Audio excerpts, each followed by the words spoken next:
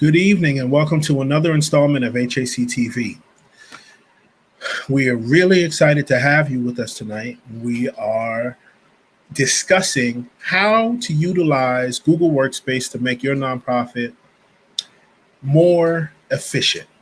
The Haitian American Caucus is a grassroots coalition whose main mission and focus is to provide information and resources to the Haitians, Haitian Americans, and the communities abroad. And we are really excited to be able to bring to you this information in the hopes that you can utilize it in your everyday fight to bring services and information to the communities that you serve. Without further ado, I would love to get into the Google Workspace, Google for nonprofits, and how to utilize it for you and your organization. I would like to start by just saying that with Google for nonprofits, you have access to the complete platform, all of the apps and services that Google has to offer for their for-profit organizations or for-profit companies. However, you have access to these with your 501c3 to use them for free or at a greatly reduced price. There are 3 plans that you can use. And it allows for you to have a $0 plan, which allows for many great services and apps, 100 participants in your videos, 30 gigabytes of cloud storage, some really cool security and management controls, and standard support. There's also the business standard and business plus plans that give you some more storage, more participants, enhanced support, and the analytics are a little, you can get more analytics and control with some of the higher tiers for Google for nonprofits. There is a verification process that has to happen when you are applying for this particular grant. It is called the grant. There is a verification process, and there are steps that you need to, there are certain things that you need to acquire so that you can gain access to this. And it's all outlined for you on their eligibility page. It's, your 501c3s that are not a government entity, hospital or healthcare organization, and not schools. And it's a very simple verification process where you request the account. Upon requesting of the account, they ask for some information, your EIN number, and other things. And then you are then taken to, then you are given access to the particular program. It says here it requires you to go through TechSoup, who is the organization who verifies who's eligible for the Google grant. Um, TechSoup not only is it's more so a marketplace for organizations of resources, um, and if you're not already signed up to be a part of to be a part of the TechSoup community, I would advise that you sign up. Um, there are once TechSoup has multiple deals, whether it's software, hardware, um, access to grants that help you to um, gain it, that help you as an organization in your everyday um, creation of programs and services and things of that nature. From access to hardware like laptops and desktops, tablets, routers, to software, including Microsoft Office, Adobe, antivirus, QuickBooks. There are multiple different resources that are available through TechSoup for you to be able to make your organization efficient and have the necessary resources to be um, efficient and successful in all of the things that you're looking to do.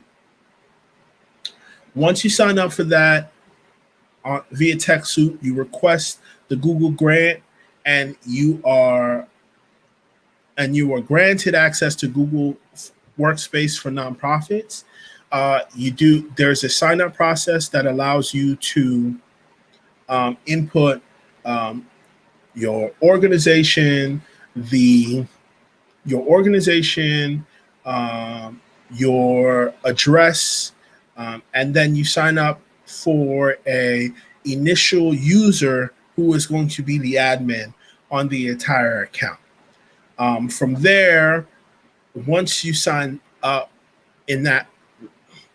for the admin, you are then taken to admin.google.com and are greeted by this particular dashboard. And this dashboard is the Google admin dashboard for Workspace. In this dashboard, it lets you see everything from the users,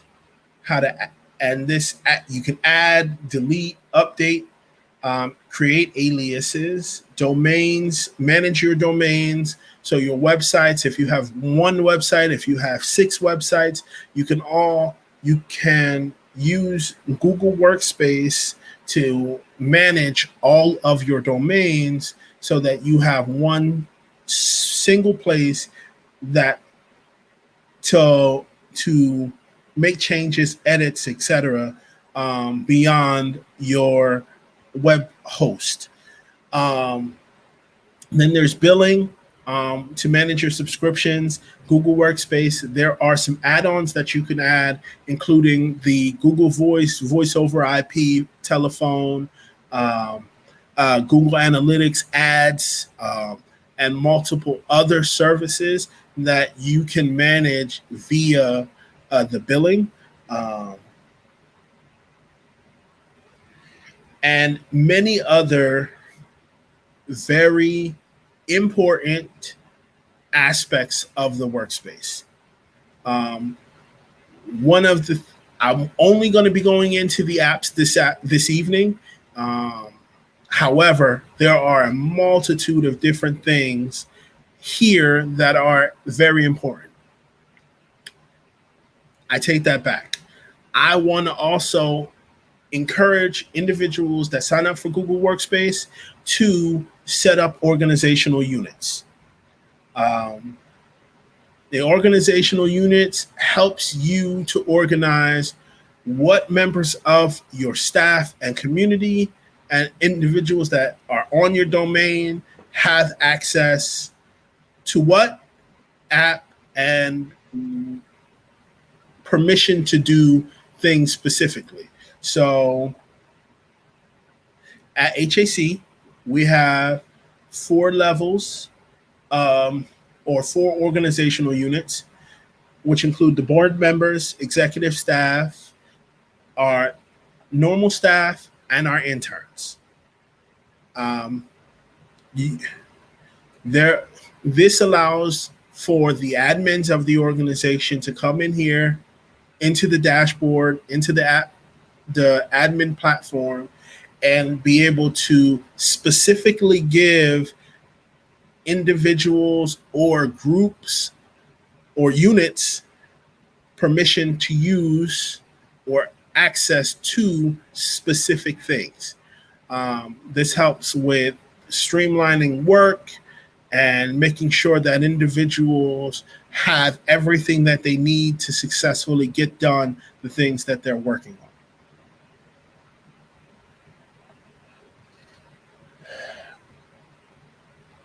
With that, another aspect of this is creating the user emails or adding individuals to your Google Workspace. With that, you would go into the user area, select add a user, and then you would get this page, which will allow you to add in an individual's name,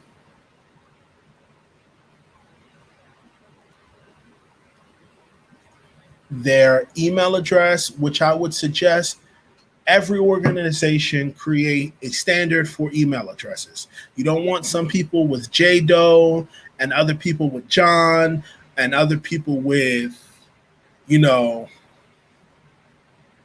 a pet name or a nickname, or if whatever you decide your organization's standard for your email is, from top to bottom, it should be that, so that there is clarity, uniformity within the organization. It also helps when a person is looking to attach you to an email, CC you, BCC, and if they don't have your email pulled up or readily available, they know the standard for our organization is this format. I can just put, this person's first initial, last name, or first name, or whatever the standard for your organization is, and know that they are doing themselves, that they're putting themselves in a position to have the right person receive the email that they're sending out. So at HAC, our standard is first initial, last name. So it'd be a situation, in this situation, it would be jdoe@hacus.org. You would add a secondary email just to make sure that this individual has a way to retrieve their email if needed, and so that they can get their credentials for the first time.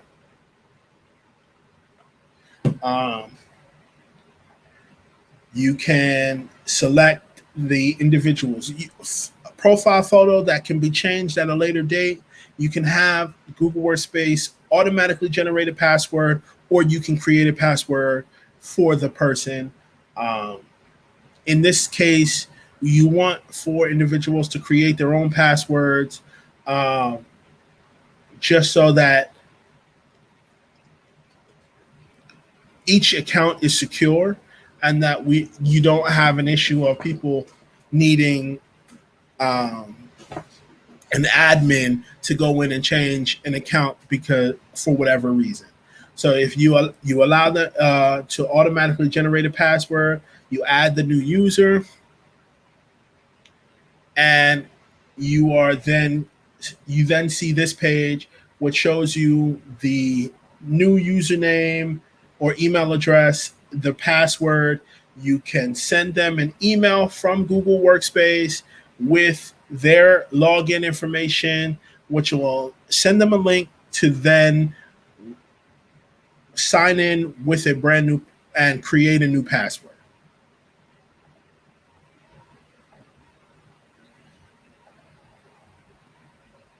After we get to that point, we want to go into how to use each user, how each user will then utilize Google Workspace to the best of their ability. We have our Gmail accounts that we use to create to send emails, access our Google apps, including Google Docs, Google Sheets, Forms, our calendar, et cetera, et cetera. So with that, you would sign in to our Google Doc with your sign, how you would normally sign in to any other Gmail account. You go to gmail.com, you put in the username, your password, and then you enter into your email account. From there, what I would suggest as an admin, you would walk each of your new users through setting up their mailbox to serve them. Everyone has a bit of a different working style. Some people prefer a relaxed theme. Some people prefer for their emails to come individually, or if it comes conversational style, you would help and walk them through each of those different aspects of it so that they can curate their mailbox to fit their working style. Beyond that, what's important is editing your account so that your name and information shows up in your account, as this helps to verify your emails through the security process that most email accounts and servers go through, so that your emails don't get filed as spam.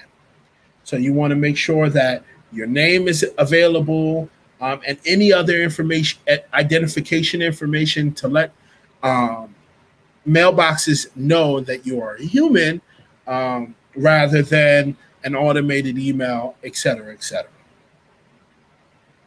So you would set up your name, any aliases that you have or use, you would set up to show your name, your email address, and anything of that nature. Then I would suggest going into your general settings and having each member of your organization create a signature based on the standard of your organization.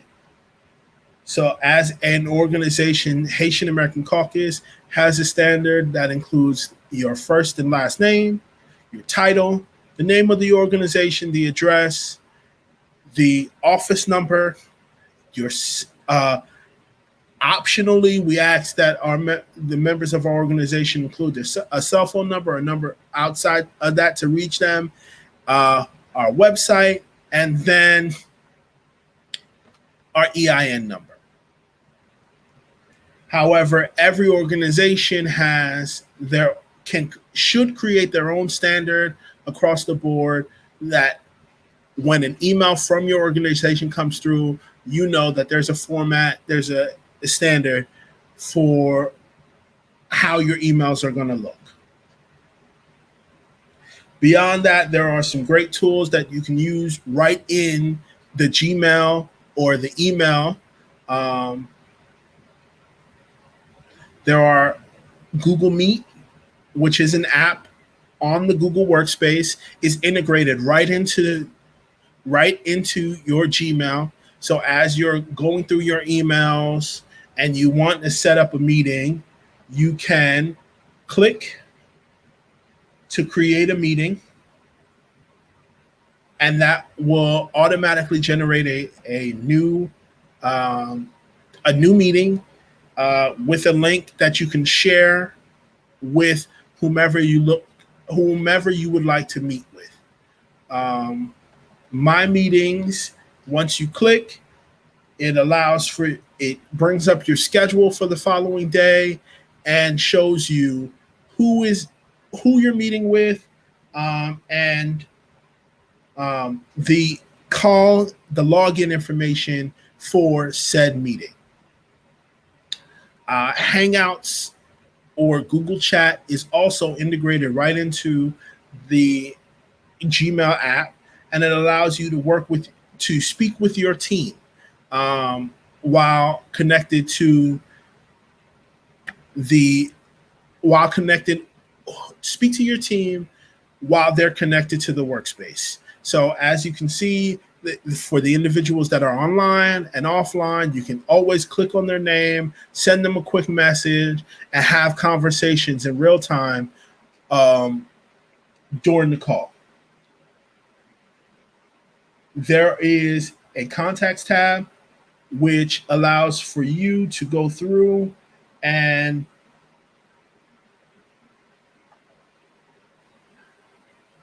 at go through your contact list and have conversations with individuals that are um, that are you have stored in your contact list, and each of these are individual. The Google Tasks, Google Keep, and Google Calendar are all separate apps that we're going to go into. Um,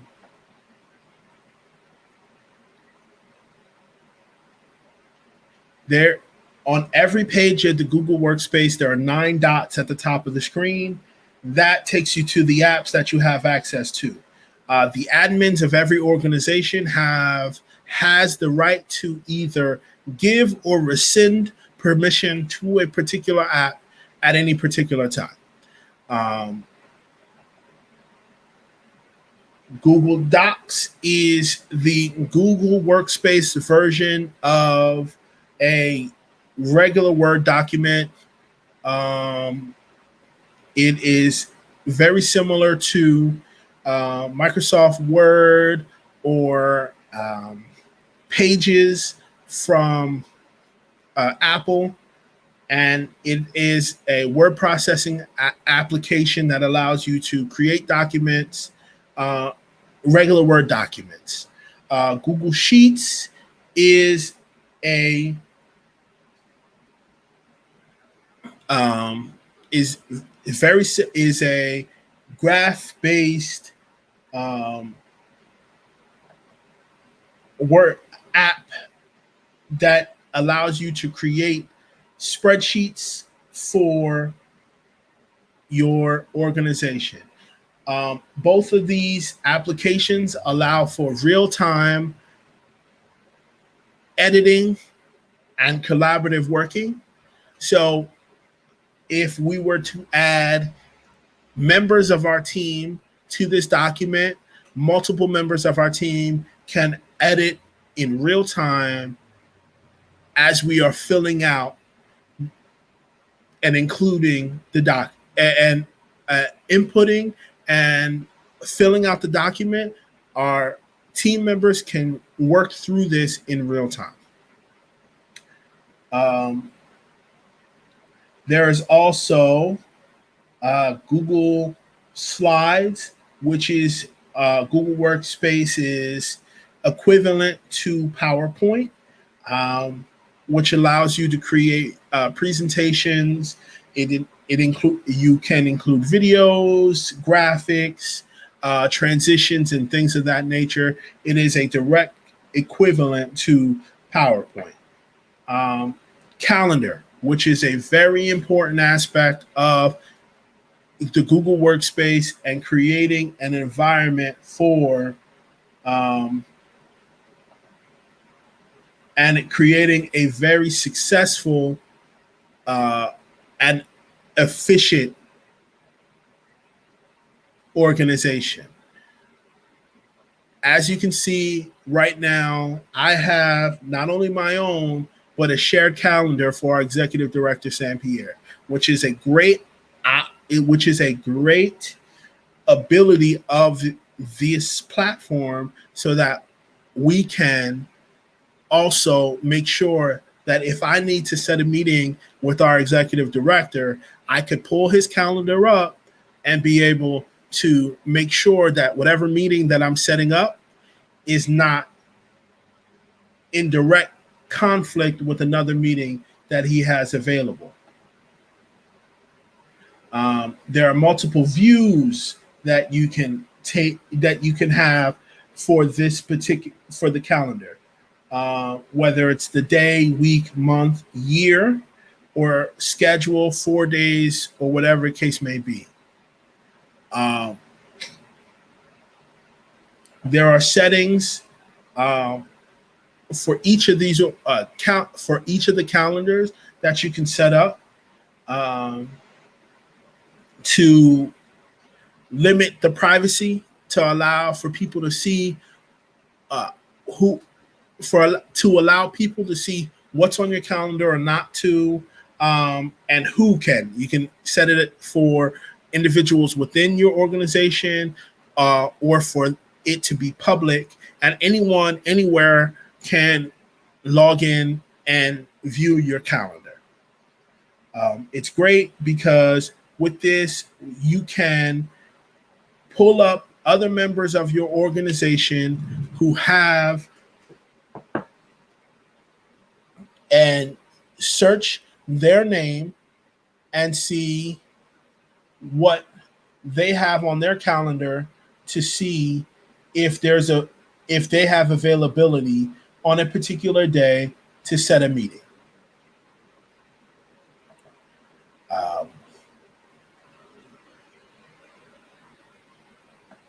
Let's go to the settings so that we can walk through. You can set specific working hours so that individuals within your organization or people whom you shared your calendar with can understand these are the times that you have open for meetings, or whatever the case may be. And then there are, let's go to all the way to the bottom and set up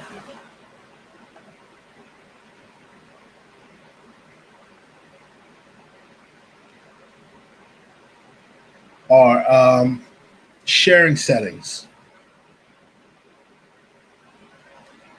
Apologies.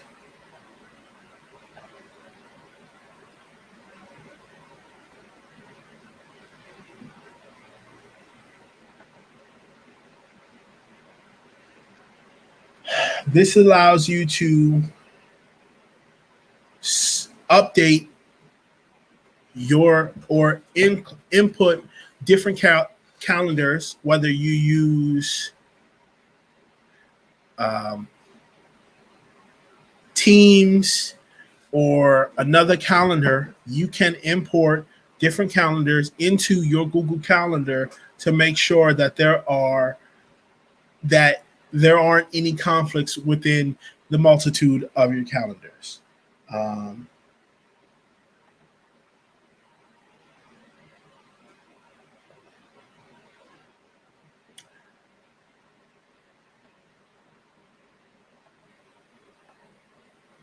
There are many different apps that are available beyond the quick overview that I gave of Docs, Sheets, Slides, and Calendar, all of which have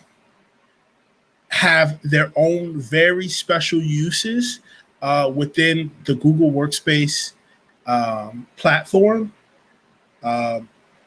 And there are different reasons your organization would use any number of and any combination of these apps to create an efficient environment for your organization.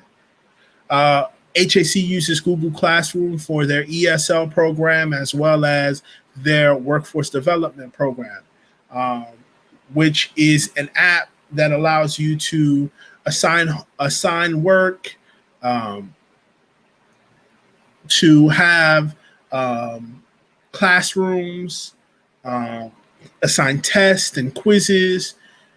There are So that may be something that is beneficial for your organization, but not for another. Google Chat and Hangouts is another app to use within the workspace to have interpersonal or inter-domain conversations, um, when you don't necessarily need to have a meeting. However, you want to quickly have a conversation with an individual within your workspace. Google Vault is a place to keep important documents, passwords, etc. And Google Voice, which is a great platform to have if you don't want to have a online phone or have a cell phone or a landline for your specific organization. You can create a Google Voice for your organization, whether it's, and you can purchase um, lines per month at a reasonable rate where you have text messages and domestic phone calls um, for a very reasonable rate. Google for Business is amazing because it allows you to edit information about your organization so that as people search and look for different nonprofits online, that your information is up to date and that you're able to put your organization's best foot forward. Um, and I think as far as a quick intro to Google Workspace, this is where I should leave you. I think it's very important for individuals to be able to come back, look at what is in front of them, and come back and look at what's in front of them so that you can select and choose what's the best apps and tools for your specific organization. Every organization is different. Everyone has their own specific workflow and process. So we don't, as an organization, do not want to impose our workflow and process onto you. So use this quick information, this quick intro to explore how Google Workspace can work for you. We are really excited about putting this information out there and giving it to individuals so that they can have an understanding of what's in front of them, so that we would love to invite you in to have a conversation where we do a seminar and we can go further into detail and answer any questions or concerns that you may have regarding G Suite or Google Workspace. So look out for the invitation or the flyer that will include information on signing up for a seminar specifically on utilizing these tools for your organization. And I will be remiss if I left this afternoon without giving you some information about our programs that are going to be happening tomorrow and Friday, July 15th and 16th. We're going to be having our part one on the 15th, which is redefining our why with the great Rashidi Denson, with guest hosts Ian Simmons and Evangeline Byers, and part 2 on Friday, the 16th, with guests Maurice Allgood and Reese Robinson. So we're really excited for those 2 programs tomorrow. Part 1 with Ian Simmons and Evangeline Byers, hosted by Rashidi Denson, and part 2 with Maurice Allgood and Reese Robinson, still hosted by Rashidi Denson. So we're really excited for those programs and making sure that very important conversation is. We look forward to having you on with us tomorrow, Thursday the 15th, and Friday the 16th to participate in the conversation. We thank you for joining us, and we hope you have a great night.